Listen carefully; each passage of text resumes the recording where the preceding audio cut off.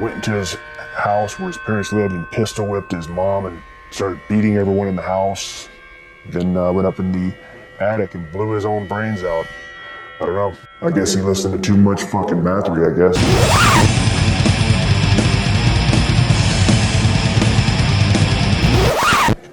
If you listen to black metal or extreme music, Bathory should be nothing new to you. You should know who this band is, how influential they've been in the actual black metal scene, sound, and beyond black metal and other extreme metals. They're very influential.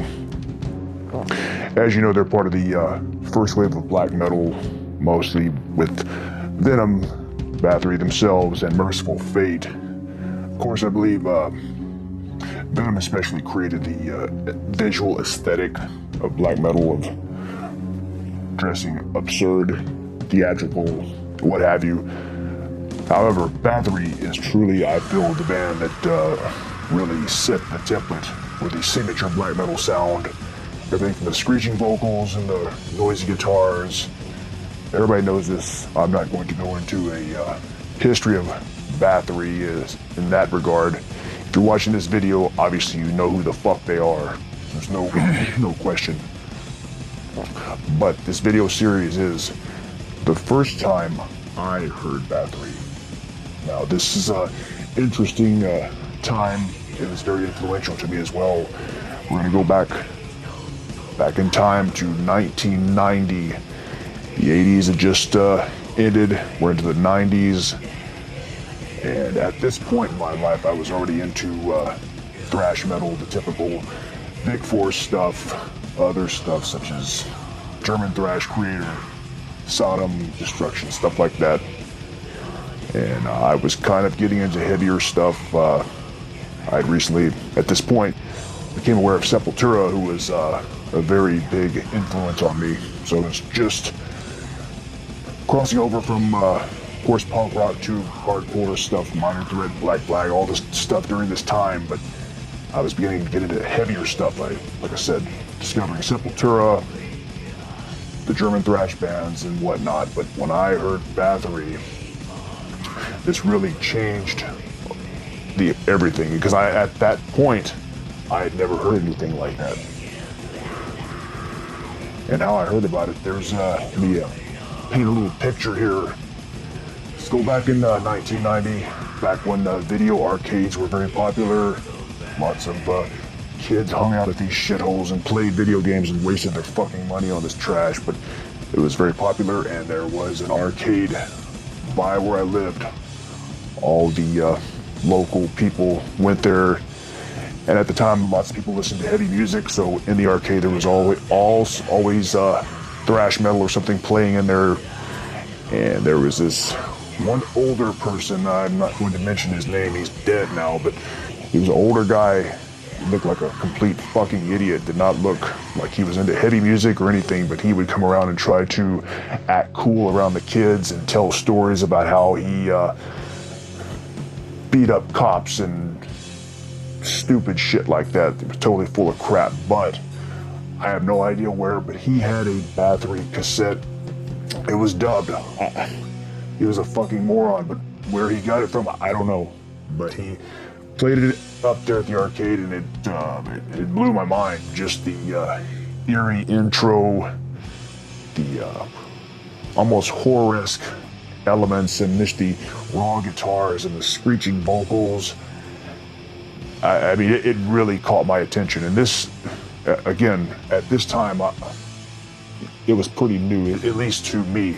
1990, it was very mysterious too, because this guy had a cassette, no cover, and of course I got it and made a dub of it. And that's what made it even more mysterious, because I didn't know much about the band other than the name of it, and I wasn't even sure where they were from. And even at that point, I just had all these visualizations of what it really looked like. And even at the time, I made my own dub, and I visualized and made this my own shitty drawing for the cover on the cassette, because I had no idea what they looked like. And so it created a lot of imagination in my mind. And of course, people were full of shit back then. And this idiot that gave this tape told us that he saw the band Bathory playing in a forest in upstate New York, and he saw a live performance from them, and there was people lined up, and these sluts were sucking people's cocks and all this weird shit. And I knew he was a fucking idiot, but it still was intriguing. So I wanted to find out more about the band, and the album that I had at the time, I didn't even know what it was, but what it was Under the Sign of the Black Mark, which that was my first entry into Bathory. Under the Sign of the Black Mark, however, it was a couple of years later that I actually saw this cover, because I still just listened to the cassette, and then eventually saw an album cover for the first time, which the first time I actually saw a Bathory album cover was The Return of Darkness and Evil. I saw this on the wall at a record store, and it just looked so mysterious. The cover was very simplistic, but again, it just created more mystique that I wanted to find out more about this band. And flash forward, moving forward, finally, the first time I actually bought one, I like a dumbass, I did not buy this back then. I should have, but I still listened to my dubbed cassette over and over. And eventually, I did buy an album for the first time, and it was this classic piece, Blood, Fire, Death.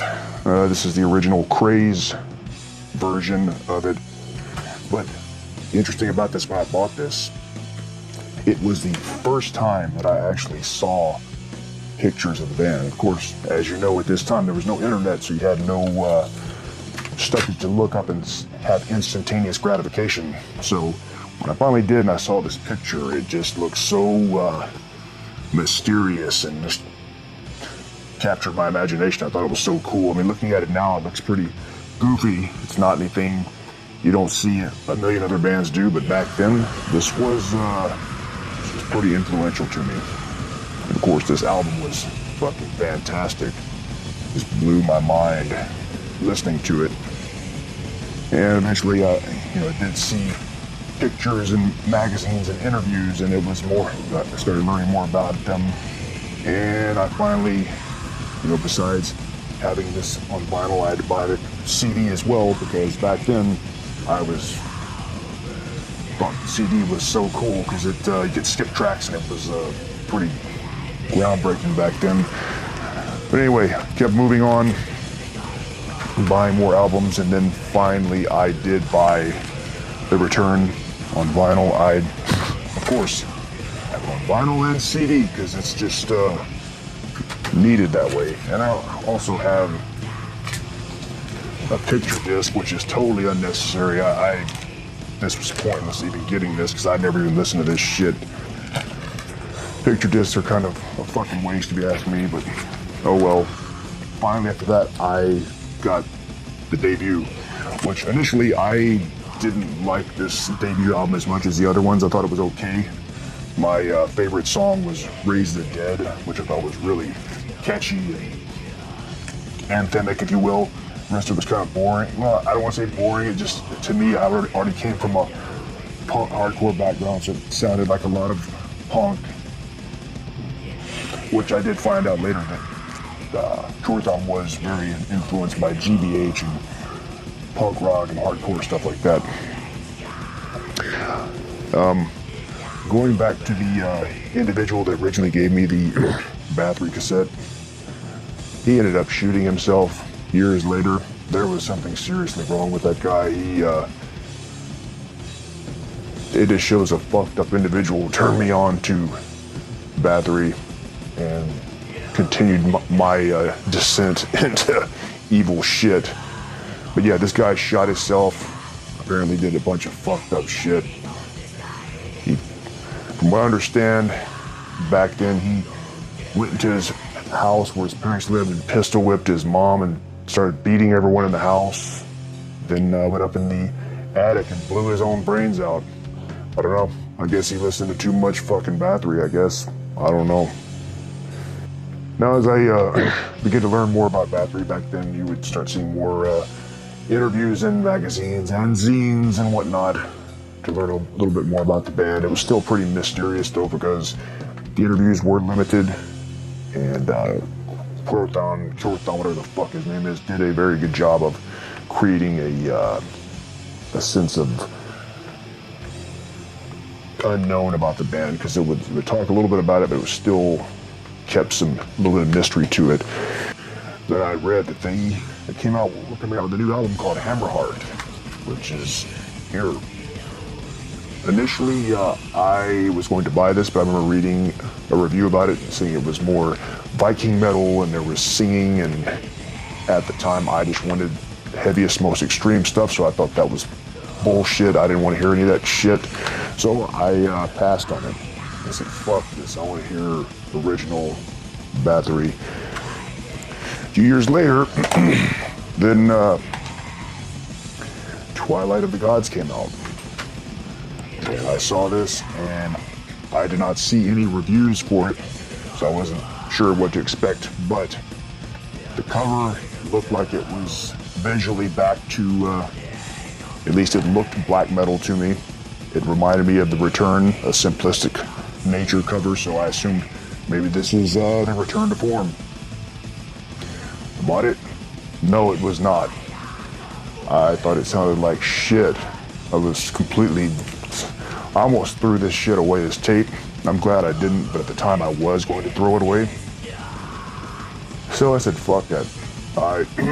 All the years I just stuck with the first 4 albums. That was my go-to for Bathory. I didn't care about other shit. But then as the years went by, he continued putting out albums, and I finally went back and re-listened to this, and with time and also maturity, of course back then I just wanted the most heaviest shit, but as I got older I went back to revisit this and I actually enjoyed it. It's a good album, very good album. So, and also went back and actually purchased Hammerheart, which I really like now.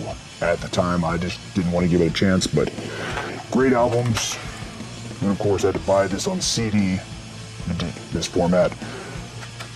So it's just interesting how your tastes change over time, and that's what happened with these two. I hated, well, Hammerheart didn't even give it a chance in Twilight of the Gods.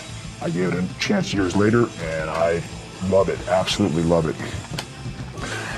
And from there, he also released many other albums, Octagon and other stuff that sounded more like thrash metal.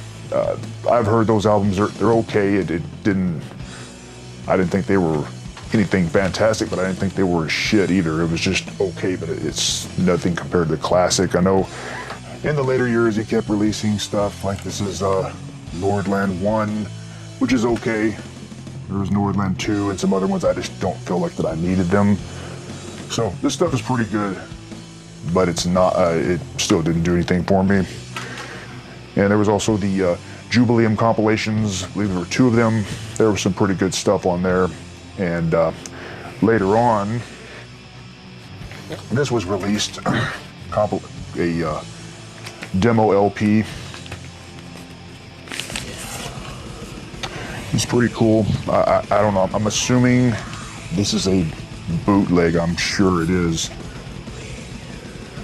But it is worth having. Some of the demo tracks on here are pretty damn good. It's could be comparable as if they were released on the first album. There's even the track from the Scandinavian Metal Attack compilation from 1984. If you know Bathory's history, that's where they first got their momentum started, if you will. But again, if you listen to black metal, you already know this shit, so I'm not gonna bore you with that crap. To this day, Bathory still is a very influential band to me, whether it's the music I create myself or just in general. Guess I'm gonna blow my fucking brains out. But before I do that, I'll probably make some more videos talking about a variety of things, from the horror movies to extreme music from the dark side.